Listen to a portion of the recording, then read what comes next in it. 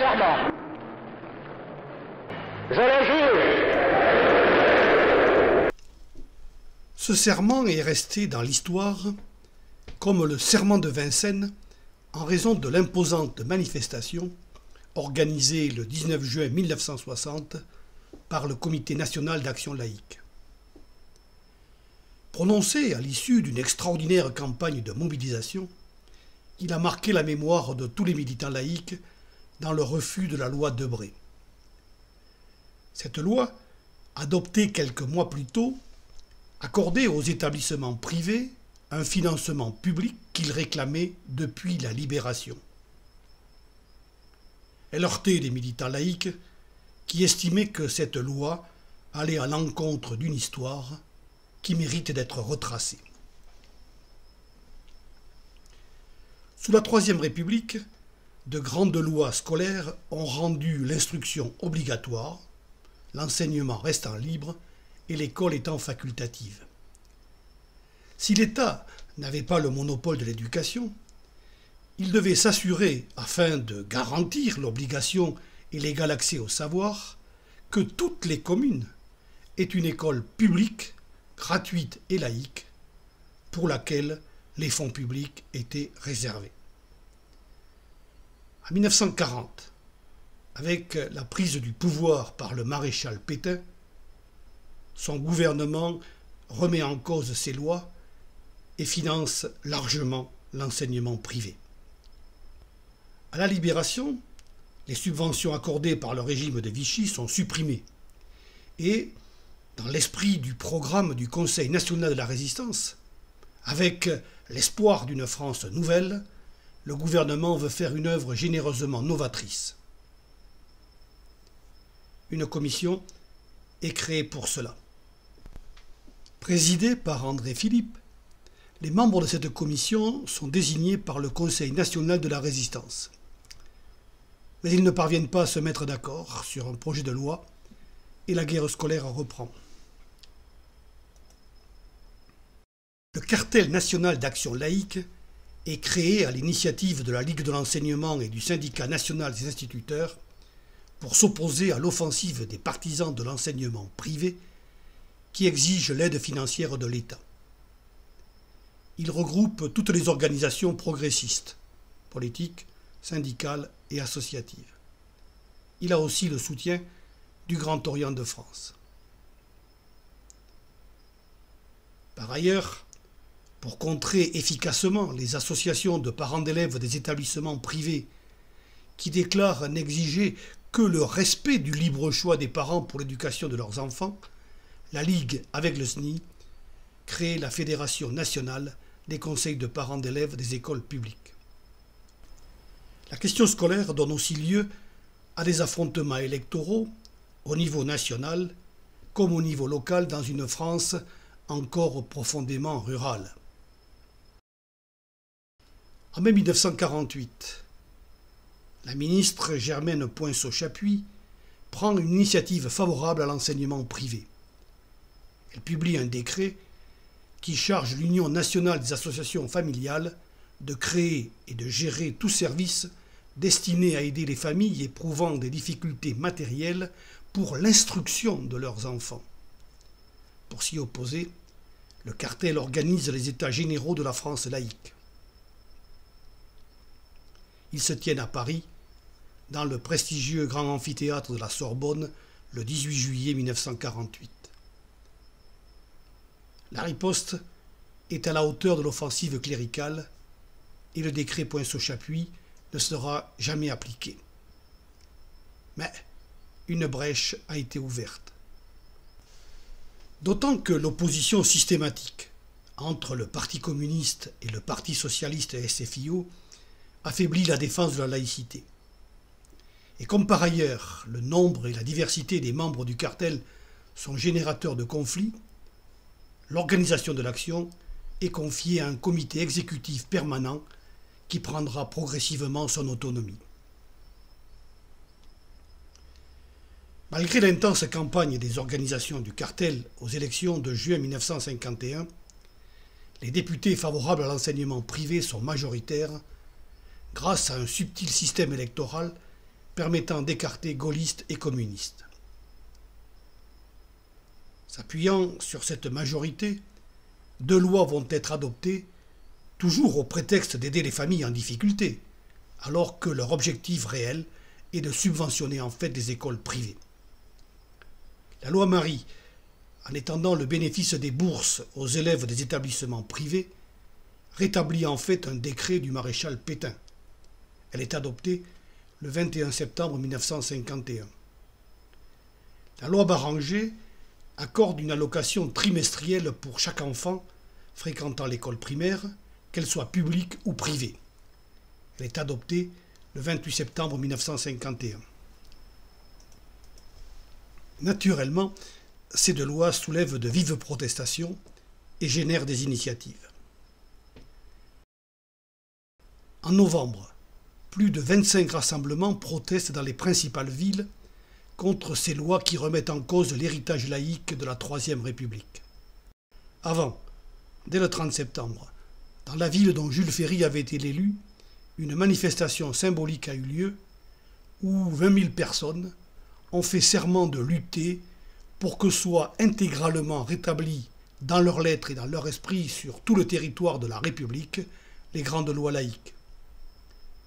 Pour mettre en œuvre cet engagement, le Comité national d'action laïque est constitué en 1951 par les 4 organisations composant le comité exécutif du cartel. Les autres organisations restant en soutien et pouvant, comme par exemple la Libre Pensée ou la Ligue des droits de l'homme, conduire leurs propres actions. Le CNAL sera rejoint en 1953 par la Fédération des délégués cantonaux, aujourd'hui départementaux, de l'éducation nationale. Le CNAL conduit alors un travail en profondeur pour un programme qu'il soumet en 1955 dans la perspective des prochaines élections législatives au parti dont il a le soutien. Ce document est approuvé par le Parti communiste, le Parti socialiste, le Parti radical socialiste et l'UDSR.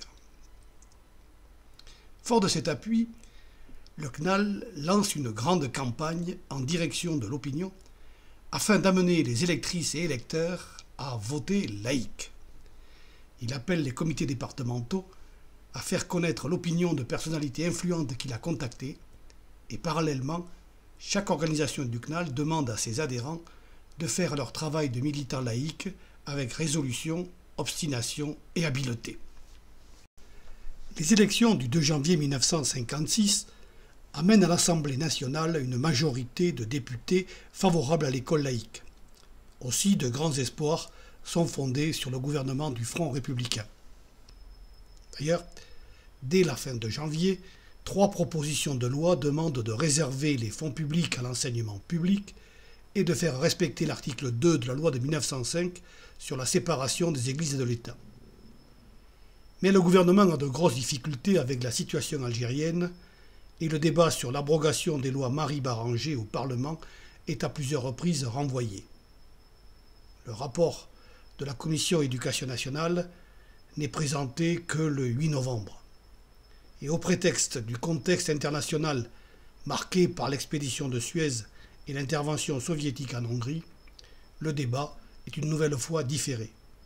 Il n'aura jamais lieu.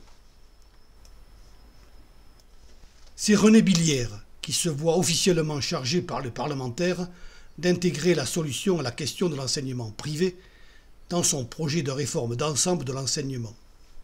Mais c'est une autre forme d'enterrement, car son projet, déposé le 1er août 1956, est muet sur le sujet et il reste bloqué par la Commission de l'éducation nationale en raison des positions contradictoires qu'il rencontre. Ce projet s'inspire des initiatives réformatrices antérieures de Jean Zay sous le Front populaire et de la commission Langevin-Wallon constituée à la Libération. Il propose pour la première fois de prolonger l'action de l'école par une éducation postscholaire et permanente. Mais il se heurte à la fois aux dissensions au sein de la gauche, à l'enseignement privé catholique qui craignait de ne pas remplir les conditions requises pour l'ouverture des écoles moyennes, mais aussi aux divergences entre le SNI et le SNES. Le rassemblement du CNAL à Alfortville en mars 1958, laissent espérer une relance efficace. Mais le 13 mai à Alger entraîne l'effondrement de la 4ème République. Avec le retour au pouvoir du général de Gaulle, les élections législatives qui suivent en novembre sont un immense succès pour les partisans de l'enseignement privé. Et Boscary Monsservin peut affirmer que plus des 3/4 des députés sont membres de l'association parlementaire pour la liberté de l'enseignement. Le nouveau Premier ministre Michel Debré intègre sous leur pression les rapports de l'État et des établissements privés dans sa déclaration programme le 16 janvier 1959. Michel Debré ne veut pas d'un financement global à l'enseignement privé qui serait selon lui un retour au régime de Vichy. Mais il souhaite une loi finançant des établissements privés volontaires acceptant des contraintes et des contrôles de l'État. Habilement, il nomme pour cela André Bouloche, un ami, compagnon de la Libération comme lui, mais aussi un homme de gauche capable de faire face aux fortes pressions des parlementaires de droite. Partageant les positions de Michel Debré, André Bouloche s'inspire d'un projet issu de négociations restées secrètes entre des émissaires du gouvernement de Guy Mollet avec le Vatican en 1957. Mais le général de Gaulle refuse que la question de l'école française soit négociée avec un État étranger, fût-il le Vatican. Les nombreuses oppositions, à droite comme à gauche, rencontrées par Bouloche, empêchent le projet de loi d'aboutir avant la fin de la session parlementaire. Mais le général de Gaulle ne veut pas de la démission d'André Bouloche. Il décide qu'une commission présidée par Pierre-Olivier Lapie soit constituée. Pierre-Olivier Lapie, membre de la SFIO, exerçant des responsabilités au sein de la Ligue de l'enseignement et ayant en tant que député en 1951 voté contre les lois Marie-Baranger, était susceptible de remplir cette mission. Mais sa nomination ne rassure pas les partisans de l'école laïque, et il est même exclu de la SFIO pour avoir accepté cette mission, et il abandonne la présidence de la Fédération des œuvres laïques de Meurthe-et-Moselle. Ces propositions sont reprises par le Premier ministre et le ministre de l'Éducation nationale, qui s'accordent sur un financement des établissements privés dépendant de la nature des engagements vis-à-vis de l'État pris par chaque établissement volontaire. Le financement varie selon la nature des contrats souscrits. La signature d'un contrat simple est assez peu contraignante, tandis que celle d'un contrat d'association est plus avantageuse financièrement, mais fixe des contraintes précises. Et le CNAL, ayant connaissance de ces divergences, y compris au sein du gouvernement, compte influer favorablement en organisant de multiples réunions et des meetings rassemblant fin novembre et début décembre, au total plus de 1 million de personnes.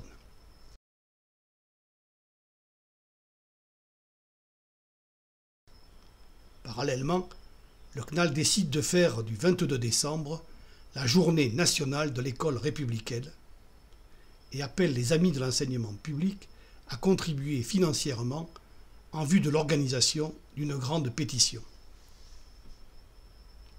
C'est ce 22 décembre, à la veille de l'examen du projet de loi par l'Assemblée nationale, qu'un Conseil des ministres houleux adopte le projet de loi. Et comme Michel Debré avait fini par accepter la généralisation des contrats simples et qu'au dernier moment, un amendement parlementaire qui renforçait et mettait en valeur le respect du caractère propre des établissements privés était voté, André Bouloche démissionne. C'est donc Michel Debré lui-même qui défend le projet le lendemain à l'Assemblée. La loi est adoptée à une très large majorité dans les deux assemblées et elle est promulguée le 31 décembre 1959. Dans les jours qui suivent, Michel Debré met fermement en garde la hiérarchie catholique devant les désaccords des directeurs des établissements privés. Après la déclaration des cardinaux et archevêques, tout rentre dans l'ordre et les chefs d'établissement vont s'accommoder de la nouvelle loi. Ceux du secondaire acceptent le contrat d'association. Le texte de la pétition, décidé par le CNAL, soumis à plusieurs organisations politiques, syndicales, associatives et philosophiques à la fin de l'année 1959, est rendu public lors d'une conférence de presse avec la liste des organisations signataires.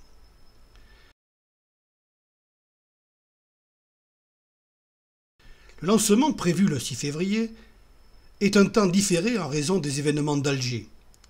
Mais très vite, le CNAL n'hésite pas à associer événements d'Algérie et loi Debré dans l'entreprise de démantèlement de la République. En conséquence, il décide de lancer la pétition nationale dans toutes les communes de France le 13 février. Afin de rendre incontestables les signatures de la pétition, le CNAL impose que chacune soit donnée uniquement à l'issue d'un porte-à-porte. La pétition doit faire face à la forte mobilisation des associations catholiques en général, au-delà de seules associations de parents d'élèves des écoles privées. Elle n'hésite pas à interpeller les parents d'élèves des écoles publiques. Après la déclaration du pape Jean XXIII, qui selon Le Monde du 1er janvier 1960 rappelle qu'aujourd'hui comme hier, les droits de l'Église sont antérieurs à ceux de l'État, la hiérarchie catholique se mobilise aussi.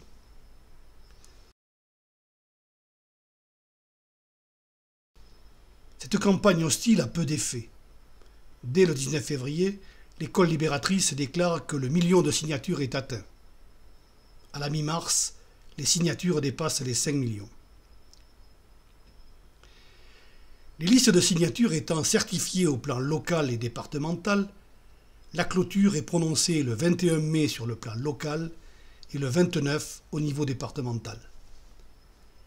La journée nationale est fixée au 19 juin 1960. La date est choisie en référence à la fameuse pétition qui est à l'origine de l'école publique. C'est en effet le 19 juin 1872 que Jean Massé remit sa pétition à l'Assemblée nationale à Versailles. 25 000 délégués des départements apportent des signatures à Paris. L'enthousiasme est au rendez-vous, comme le souligne le commentaire de l'époque. À l'appel du Comité national d'action laïque, les délégués de la France entière, mandatés par les comités départementaux, se réunissent au Palais des Expositions de la Porte de Versailles. Ils viennent déposer solennellement les cahiers de pétition demandant l'abrogation de la loi scolaire du 31 décembre 1959. C'est aujourd'hui l'épilogue de la campagne ouverte le 13 février par le Comité national d'action laïque pour démontrer que cette loi, votée par le Parlement, voulue par le gouvernement sous la pression des partisans de l'enseignement privé, va contre les sentiments profonds de l'immense majorité de la population, fermement attachée à la législation scolaire républicaine. Ils sont là 20 000 délégués, hommes et femmes venus de partout, représentant toutes les catégories sociales de la nation. Pour eux, cette journée qu'ils attendaient depuis longtemps constitue le témoignage de leur indiscutable succès. Ils ne connaissent pas encore exactement le résultat définitif qui sera proclamé tout à l'heure, mais ils savent déjà qu'il dépasse toutes les espérances.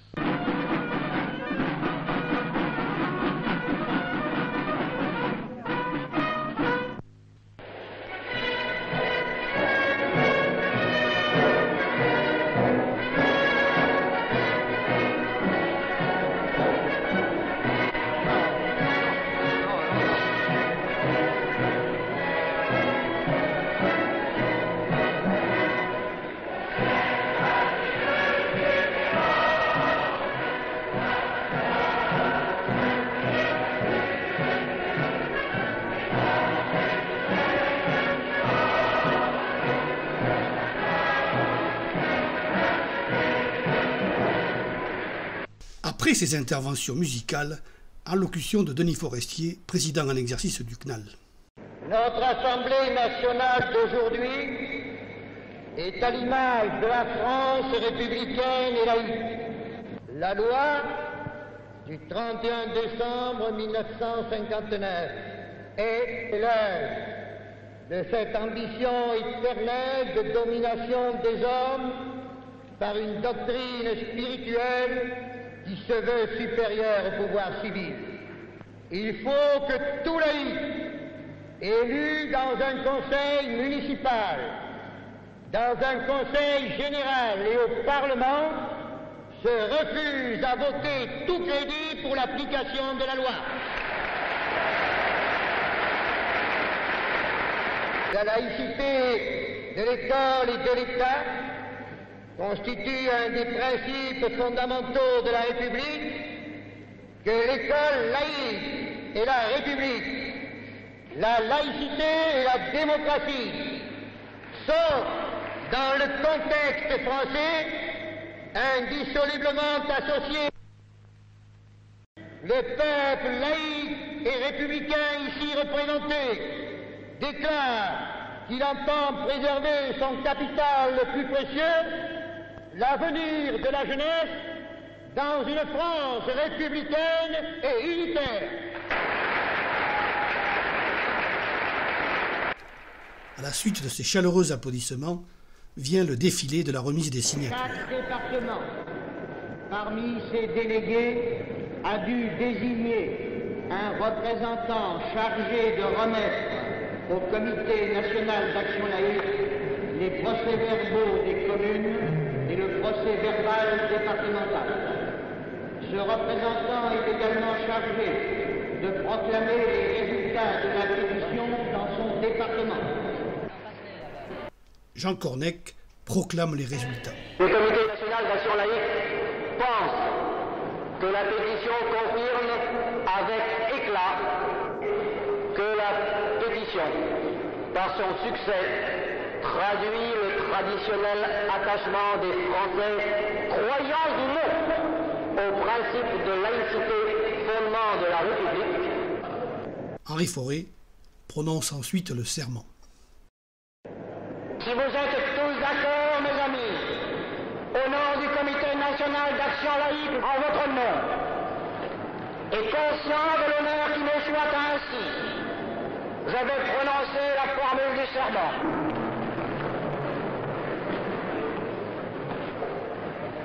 Nous, délégués des pétitionnaires, faisons le serment solennel.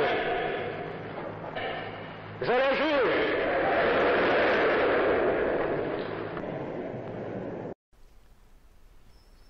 L'après-midi, la préfecture ayant interdit la manifestation dans Paris, elle a lieu au bois de Vincennes.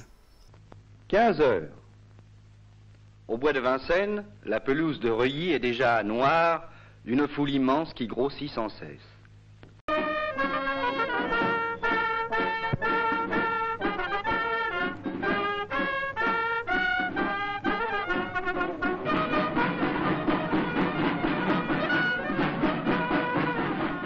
Le cortège s'ébranle lentement dans l'enthousiasme général.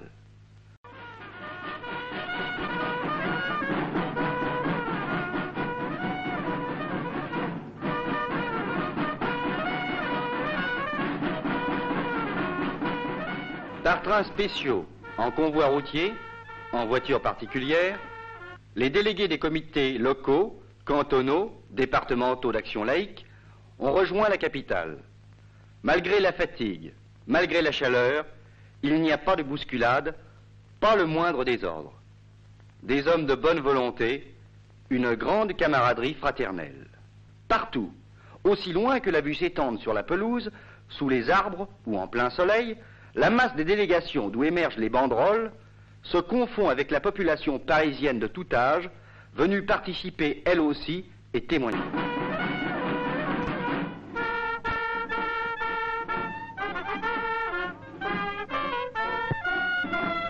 Combien sont-ils? Pas loin de 400 000. L'après-midi de Vincennes s'inscrit par son ampleur dans la grande tradition des manifestations républicaines.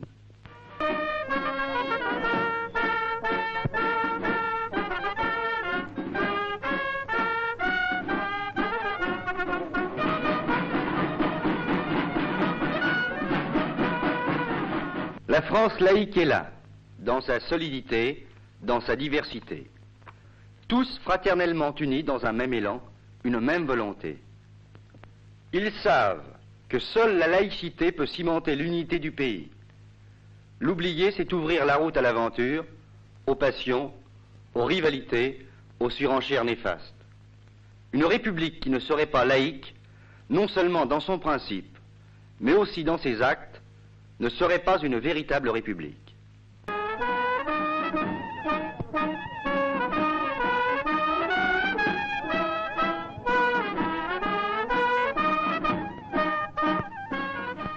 La nation s'incarne dans la plus belle et la plus généreuse de ses réalisations, l'école publique, qui est la seule et véritable école libre. Toute atteinte portée à l'école laïque, directement quand on lui refuse les crédits nécessaires, indirectement, mais aussi gravement, lorsqu'on aide un enseignement concurrent, est ressentie profondément par le pays qui, dans son immense majorité, lui a confié ses enfants. Sachant qu'ils représentent des millions de leurs semblables, tous ceux dont les signatures ont couvert les cahiers de pétition, ces hommes et ces femmes sont venus affirmer avec force leur attachement à l'école laïque. Pendant des heures, ils ont interminablement défilé, apportant par leur présence le tribut de leur foi dans la victoire future d'une grande et noble cause, celle de l'enfant. Nous rebâtirons la maison, qu'elle sera jolie, elle sera belle. Nous rebâtirons la maison, bien loin, les champignons. Oh oui, chantons comme l'ange joli, nous serons tournés. Cette impressionnante manifestation a donc corroboré le serment prononcé le matin au nom du CNAL au parc des expositions de la Porte de Versailles par Henri Fauré, le président de la Ligue de l'enseignement. Nous, délégués des pétitionnaires des communes de France, représentant 10 837 697 Françaises et Français, de toutes origines et de toutes opinions, ayant signé la protestation solennelle contre la loi scolaire de division du 31 décembre 1959, faisons le serment solennel de manifester en toutes circonstances et en tout lieu notre irréductible opposition à cette loi contraire à l'évolution historique de la nation, de lutter sans trêve et sans défaillance jusqu'à son abrogation et d'obtenir que l'effort scolaire de la République soit uniquement réservé à l'école de la nation, espoir de notre jeunesse. Je le jure.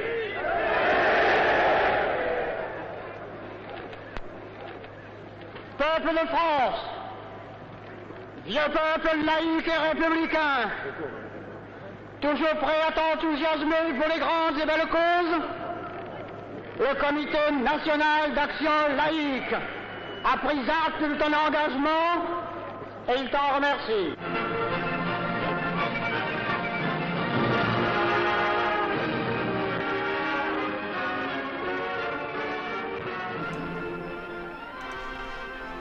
Malgré cette puissante mobilisation, la loi Debré est mise en œuvre. Comme le contrat simple était provisoire pour 10 ans, une tentative d'accord a lieu en 1969 entre des représentants du CNAL et du secrétariat général de l'enseignement catholique.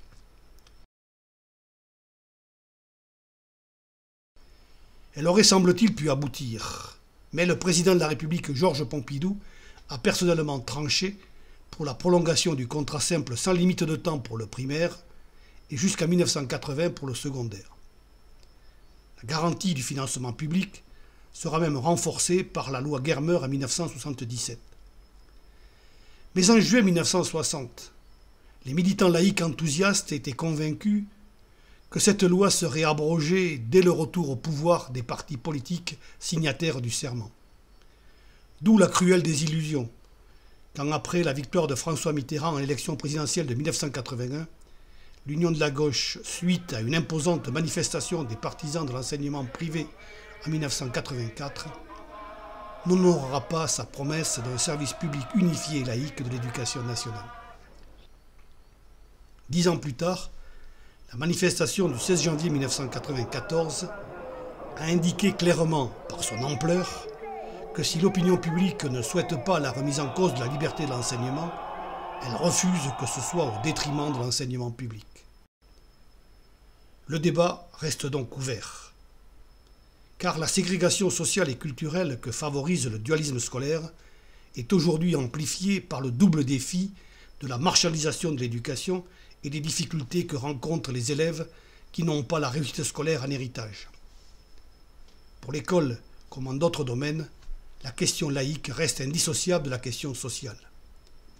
Aussi, est-il toujours nécessaire que les citoyens s'engagent et agissent pour trouver enfin les solutions, afin que l'école remplisse sa mission, pour que notre République soit réellement partout et pour tous, indivisible, laïque, démocratique et sociale.